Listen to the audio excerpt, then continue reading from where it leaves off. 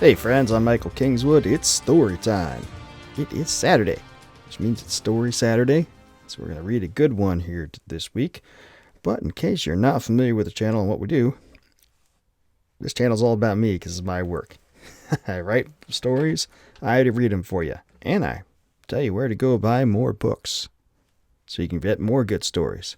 That's what this is all about. It's one big grift to show off the works that I make because they're fun. People like them. You will too. What we're doing currently is, every Saturday we do Story Saturday. We're currently going through the Stories from the Great Challenge, which is a thick collection of short fiction that I did a couple years back during a challenge to write a story a week for a year, which I crushed. We are currently doing a similar challenge this year, doing at least a story a week. This year, instead of doing one big, thick collection, we're doing 5 collections of 10. No, 4 collections of 10, 1 collection of 12 to cap off the year. And we're kickstarting the collections as we go. The first Kickstarter was successfully done, and it yielded this fine tome right here, which has gone out to all the backers and can be got wherever great books can be found. Most particular on michaelkingswood.com/store. And there's another Kickstarter in progress right now for Volume 2. In which case, if you missed Volume 1, you can get it in the current Kickstarter as well. So you'll see a link here coming up showing you where you can go to support that. And I highly encourage you to check out that campaign. It's already well past funded. We're approaching a stretch goal. We'd love to crush that so people can get even more great stories to read and enjoy than just what we're offering in the baseline. Anyway, this week is story number 49 from this challenge, this first great challenge, which is called Bridge Mending. This is a fantasy story set in modern times, and it features one of my favorite characters that I do, Dustin Cofield, Elf Sterminator. He is a secret agent for an agency that does not exist that helps the big guy with his production up at the pole and to help stave off the menace of rebellious elves who defected from him and now try to screw up Christmas every time they can. This is his latest adventure. You will enjoy it because it's fun. See you on the other side. I'm not a super sentimental guy, but there are times when even I look back on past events through the lens of nostalgia and pine for those long gone, supposedly simpler times. Never thought an elf would do the same, though. When they gave the big guy the finger over working conditions and left the pole, they left for good. Or so they said. Turns out, even a pointy can end up pining for the good old days. I'm Dustin Cofield, and I'm an elf sterminator. I was sitting behind my old, beat-up wooden desk and typing out a report on an equally old, but very well-maintained relic from the 30s, a mechanical typewriter, when a knock came on my door.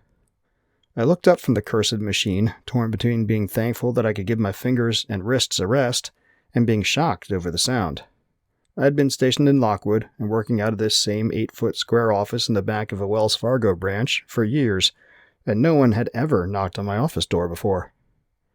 See, I don't really work for the bank. I work for a non-existent agency that helps the big guy with his production up at the pole, since the elves bailed on him, and helps contain the elf menace in the rest of the world. My line is more the latter than the former. The agency had some sort of arrangement with the bank. I have a title, Senior Financial Analyst. I attend staff meetings and social events. But I don't work for the bank, and I never receive tasking from the president or anyone else. The only real professional interaction I had with them was turning in my reports to hire. Those went to the bank president, in double-sealed envelopes of course, who then dutifully forwarded them along via corporate mail accounts. How much the agency paid for my use of this space, or that one service the president performed, I have no idea, and I don't care. But the bank had been plenty accommodating over the years, leaving me with complete autonomy and never disturbing my space at all. Not even the cleaning lady. Which got annoying because it meant I had to clean up myself, but we all have our crosses to bear. Now the knock had me stopping in surprise for a moment. Then I did a quick once-over around my office. It was nothing fancy. 4 beige-painted walls and a door, and a small slit of a window that allowed a bit of sunlight to augment the recessed lighting in the ceiling. I put the potted plant, don't ask me what kind it is, I just know it's green, and occasionally produces white-pink flower buds, that Nora, my girlfriend, gave me a while back in front of the window, and there was a single wood-framed chair for visitors next to it. I rarely got those. On my desk, I just had a heavily coffee-stained mug that was painted round with holly, candy canes, and mistletoe, the cussed typewriter on top of a leather-backed calendar blotter, an old rotary-style telephone, and a small stack of finished report pages, typed in triplicate from carbon paper inserts. Nothing truly incriminating there. To the left on the wall next to the door was a corkboard on which I had posted mimeographed memos from hire that I thought I would need, safety regulations, upcoming events, and a couple of wanted posters of particularly infamous elfin conspirators. Beside the board, I had a few pictures hanging up. One of me and the big guy himself at an awards gala at the Pole stood out. That would be hard to explain, but it wouldn't be visible from the door, so I didn't bother to take it down or hide it. The only other things in the room were the lockers behind my desk where I stored my files and my tactical gear, and the old weight-driven clock on the wall opposite the door, which made a soft, tick-tocking sound that I sometimes found myself typing in cadence with if I wasn't careful. The place smelled of carbon paper and old coffee, and I had gotten very comfortable with it over the years. I stood, the casters on the bottom of my black, leather-upholstered office chair making slight squeaking sounds as it pushed back. "Just a moment," I said as I squeezed past the desk. I gave one last look around the place, then I pulled the door halfway open. There was a woman standing out there, slightly plump, in her early 30s. She had long, black hair that she kept pulled back from her face with a blue hairband that matched the pantsuit she was wearing. Her green hazel eyes were bright and intelligent, and she wore the slightest hint of a smile. But then she always did. I knew her. Cindy, the bank receptionist on duty this morning. "Hey, Cindy," I said, returning her smile with one of my own. I noticed she smelled faintly of lavender. That helped. "Mr. Cofield," she said, then gestured toward the front of the bank. "There's a man here to see you." I blinked, surprise making me wary. I didn't have any appointments until later this afternoon, but that was a meeting with Colleen, the agency's local forensic analyst, over at her office. "Did he give a name?" Cindy shook her head. "No, just said to give you this." She held out a business card. "He said you'd understand." I took the card and looked at it. It was printed only on one side, and there was no name, just a pair of candy canes going diagonally across the card and crossing in the middle. My eyebrows rose involuntarily, and I looked back up at her. She must have seen the question on my face, because she again gestured toward the front of the bank. "He's in the customer seating area." I nodded. "Thanks." As she walked away back to her station, I pondered for a second what this could mean. I'd worked a case a while back, an interstate candy cane smuggling ring. Some of the equipment they'd used had been marked with twin candy canes like that. I thought sure I'd mopped up all the pointies involved in that case. Maybe not. Or maybe this was another person from the agency just playing a little game with me. Either way, I needed to see what was going on. I walked across the polished faux marble of the bank branch, and as always, the sheer fakeness of the faux wood veneer, the polished grins on the tellers and the loan officers back in their glass-fronted offices, the almost antiseptic non-scent in the air, and the soft hum of conversations all struck at me at once, and reminded me how false all of it was. Just a facade of polish over a sea of iniquity. If the agency hadn't stashed me here, there might not have been a single bit of social good done in this place in a year. A customer seating area was to my right, as I approached the slightly raised faux wood desk where Cindy sat ensconced. The customer chairs were comfy enough, upholstered in smooth, red-beige cushions, and positioned around a darkly stained coffee table. The seating area was empty except for one man. When I saw him, my hackles rose immediately, and I felt the tingle of adrenaline running through my veins. He was short. Maybe he could have come to my waist when he stood. He wore a black, double-breasted business suit not too terribly different from my own, except that mine was navy blue and pinstriped, and about 24 sizes larger than his. His tie was just slightly blue of green, and his shirt seemed to glow, it was so white. He wore round, black-rimmed spectacles, and he wore his dark brown hair long, its loose curls flowing down around his head to his shoulders. He had a black leather briefcase sitting on the chair next to him, and he watched me come with dark eyes that were narrowed slightly.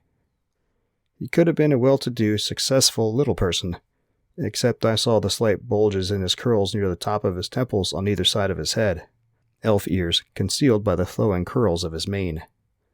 I stalked forward, falling into a more ready stance without thought as I immediately began scanning the room around me. Where there was one pointy, oftentimes there were others, And if this was some sort of trap, The little guy raised his hands, palms out, and fingers splayed as I drew near. "I come in peace," he said, his tone a rich baritone and not the squeaky noise that someone who'd only ever seen bad Christmas movies or The Wizard of Oz would expect from a person of his stature. "Just want to talk." I stopped a couple paces away from him and planted my hands on my hips. "So talk." He made a gesture with his left hand toward the rear of the bank where I'd just come from. "Maybe in your office? Some things I have to say aren't for public ears." I scowled at him. I really didn't want an elf coming into my private space. Never let one in there before. But then again, I'd never had any dealings with appointees on the bank grounds. Always before, it had been out on a case, or in a holding facility for interrogation. Once, a appointee named Loomy had called me here in my office when he kidnapped Nora for ransom. So I knew they knew where I was based. Never thought to have a conversation with one of them in here, though. Well, there was a first time for everything, I supposed. I drew a breath, held it for a second, then let it out slowly and nodded. "Fine, follow me." Back in my office, I quickly dropped down into my chair while the elf closed the door and scooted in so I had a good portion of its bulk between me and him. And so I could open the drawer where I kept a piece ready, just in case. Turning away from the door, the elf's eyes flicked toward my right hand, hidden from his view, and he raised a knowing eyebrow. No fool, this one. He had to know what I had close at hand. But if it bothered him, he didn't show it. He crossed his arms over his chest and peered around the rest of my office, taking in the decor and the furnishings with pursed lips for a moment. "Figured you for fancier digs, Cofield," he said. "Yeah, well, I used to be in a penthouse, but budget cuts. You know how it is." He snorted softly, and his eyes flicked to my left, toward the corkboard and the pictures. His eyebrow rose again. "So you've actually met him. Most guys in your line haven't." I followed his gaze to my awards gala photo. The big guy, smiling that big smile of his that never struck me as completely genuine. I recalled the twinkling intelligence in his eyes, and the slight bit of inflection in his voice, the little feeling that he wasn't completely everything he made himself out to be, that maybe there was more to his operation than just magnanimity toward the kids. I put that from my mind, and looked back at the elf. "How would you know?" "I've been around a long time, Cofield. Lots longer than you. I've seen things you wouldn't believe." And he was probably right about that. Elves were remarkably long-lived. Came from their time with the big guy, as I understand it. He had rubbed off on them, and they had rubbed off on him, in different ways. This guy was probably at least a few 100 years old, if he was 20. "I see you're still doing it the old-fashioned way," the elf nodded at the typewriter. "He's still stuck on that, is he?" That made me frown, but not because of the typewriter itself. The typewriter, and the mimeographed memos, and the rest of the low tech was a necessity of working for the big guy. Ham and electronics don't mix, not even for correspondence. Something about the residual field left by electronics meant he couldn't even touch a paper printed out from a modern device. It messed with his magic somehow. So the agency did everything old school, at least when it came to things that might come anywhere near the big guy. I had electronic equipment, just not in here, where the reports got written. That was just a fact of life in this job, and though it sometimes was annoying and painful on the wrists, it really didn't bother me right then. What bothered me was the tone of voice the elf had used when he said that, like we were silly for doing it, behind the 8-ball. There had been several cases lately where it appeared the appointees were figuring out how to use electronics without it messing with their own use of whatever magic it was that powered everything associated with the big guy and the pole. We hadn't come across anything truly definitive, though. Here was another hint, and it irked me. "You want to get to the point? Who are you, anyway?" I let some irritation through into my tone of voice. It had the desired effect. The elf gave a little jerk, and some of the poise he had been exuding faded. "Sorry," he said with an apologetic tilting of his head. "Name's Willie." He gestured back toward the picture of me and the big guy. "Used to work for him." "Didn't you all?" "No, I mean really work for him. I was one of his secretaries." His tone turned, if anything, wistful as he looked more fully at the picture again. "I can't admit it to any of the others, but looking back, those were good times. I miss those days." He inhaled, drew himself up, and looked at me square. "That's why I'm here, Cofield, to turn myself in. Defect. I want to go back." I'm pretty sure I felt my jaw bouncing off my breastbone. It dropped so far and so quickly. "You what?" "Want to go back." Willie threw up his hands. "Yeah, he's an asshole, and sometimes working for him sucked. But I'm sick of this shit, Cofield. I'm sick of running around in the shadows, always having to look over my shoulder in case guys like you are out trying to nab me for just trying to make a living. It gets to a guy, you know? Nothing says you have to make a living screwing with Christmas. Lots of other things you could do, Willie. You think I haven't tried? He clenched his fist and stepped toward the desk, and I took hold of the piece. There was a light in his eyes that I wasn't comfortable with at all. Take it easy. He snarled for a second, but then he took a deep breath and slowly got himself back under control. Finally, he said, some of the other guys have managed to go legit. I tried to, but... He shook his head, looking back at the photo again. Maybe it's how long I worked directly for him. Christmas in my blood. I can't do anything else. Can't think of anything else. When he looked back at me, there were tears in the corners of his eyes. And I'm tired of doing it like a criminal. I eased my grip on the piece and nodded slowly. I understood what he was getting at. A bit, anyway. But I don't know if he'll let you back, Willie. There's a lot of bad blood there for a long time. Don't I know it? He looked down at his mirror-polished shoes and sighed. Then he sniffed and looked back up at me. But there were good times before. There could be again. He smiled slightly. Just asking you to try. Put in a good word for me. You know I can't do that, Willie. He opened up his mouth to retort, but I raised my left hand to cut him off and kept going. Not that I wouldn't want to, but I don't have that kind of access to him. I wouldn't even know how to do something like that. Which was not completely true. There was a hotline. It wouldn't get me straight to the big guy's office, but it would get me to the agency's field office at the pole and the duty officer there. The DO could get a message to him quickly if necessary. But Willie probably didn't know that, and anyway, I wasn't sure he was on the up and up, and I had no intention of getting played for a sucker. Of course you can't, Willie said. You're just a lowly field agent. But you know people who can. I shrugged. Could be. He looked at me for a long moment, then nodded, his shoulders sagging slightly. But you don't believe me. Would you if you were me? Willie shook his head ruefully. Guess not. Again his eyes fell to the floor, and he sighed. Twice.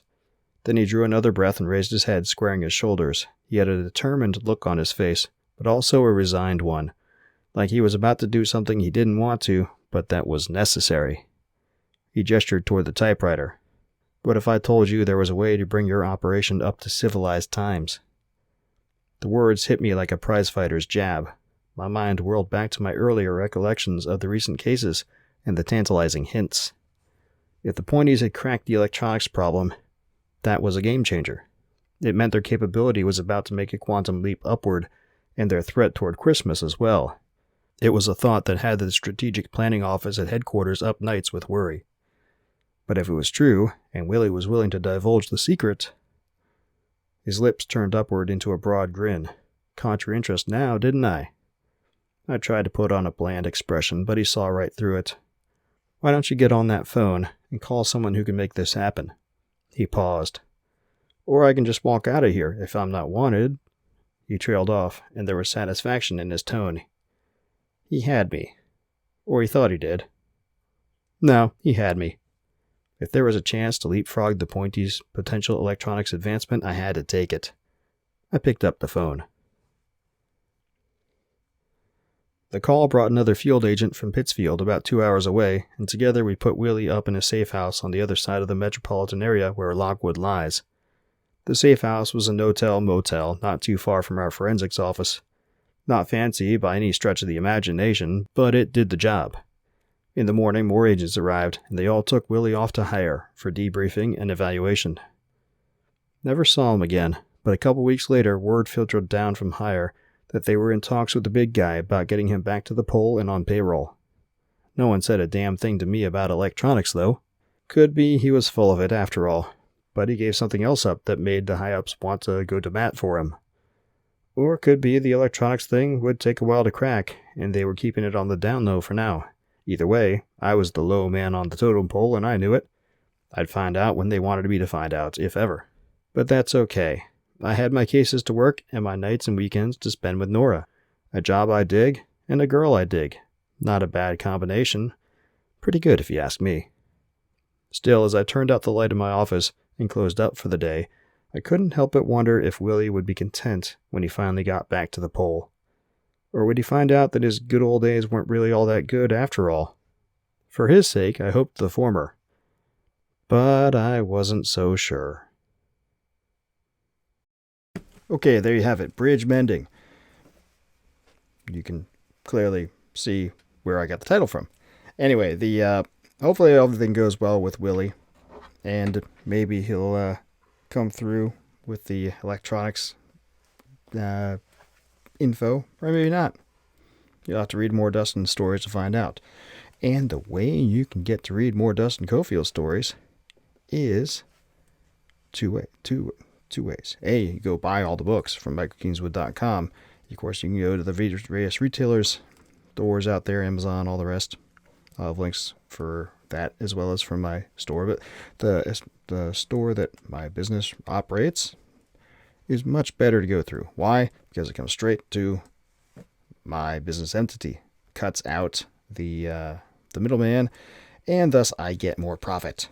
And you get the satisfaction of having directly supported a author that you like without having to give extra money to big multinational conglomerations of corporate stuff.